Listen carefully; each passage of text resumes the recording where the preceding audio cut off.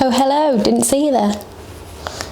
My name is Isabelle and I am the manager of the Journey Further Book Club. We are a community for time-pressured marketers who are looking to learn more, read more, and to discuss with their peers some of the challenges we face. This is the first of hopefully many weekly book club catch-ups where I share with you some of the content that we've been digesting, discussing and reading this week. We'll then look at an example of performance marketing best in class from this week, whether it's an article or a campaign that's been executed particularly well. And finally, I'll share with you some of the wider reading I and the rest of the book club have been doing, and I look forward to hearing your recommendations as well. So I'm going to read you a snippet now from our hero title this week, which is something we've been talking about internally. So this is page 14 of Matt Haig's book. I want this book to put these stressed out headlines in context and to look at how to protect ourselves in a world of potential panic.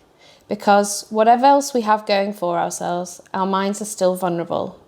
Many mental health problems are quantifiably rising, and if we believe our mental well-being is important, we need quite desperately to look at what might be behind these changes. I'd love to hear what you think about how we can reduce the news anxiety that a lot of people are experiencing right now, with the kind of barrage of constant updates on coronavirus particularly. So do let me know what you think about that. So when it comes to performance marketing, and particularly comms in the marketing industry in general at the moment, I know that certainly my LinkedIn feed is full of people sharing how their businesses are looking to pivot, to react to Corona.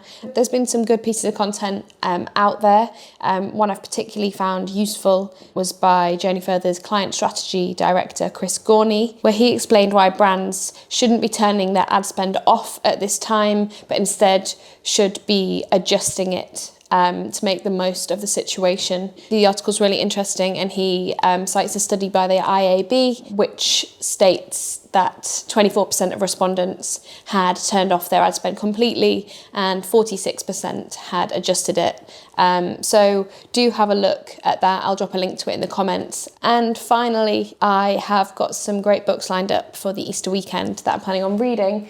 The first one being Mo Gaudat, the ex-Chief Business Officer at Google X, his book Solve for Happy. So this was recommended to me by Scott at Journey Further. Mo has a fantastic way of thinking and focuses really on how we can think for the future instead of just reacting to the information that we're given. So I think it's pretty pertinent at the moment, and I'm really looking forward to jumping into that. And the other book that I'm going to be focusing on came out in March, and this is Lift As You Climb by Viv Groskop. Viv is a stand-up comedian, writer, TV personality, and this book is about how women can balance their ambition with compassion, and that it shouldn't be a fight to the top. We should all be able to help each other get there. So yeah, I'm really looking forward to that one. Again, I've seen this book doing the rounds on social media, so time for me to catch up on that. I've also been sent a couple of other books which I'm excited to share with you over the coming weeks that fit with our theme of mental health, and so stay tuned for that. In the meantime, do make sure you're subscribed to the Journey Further Book Club newsletter. I'll link to that in the comments below, and follow us on Twitter at Journey Further.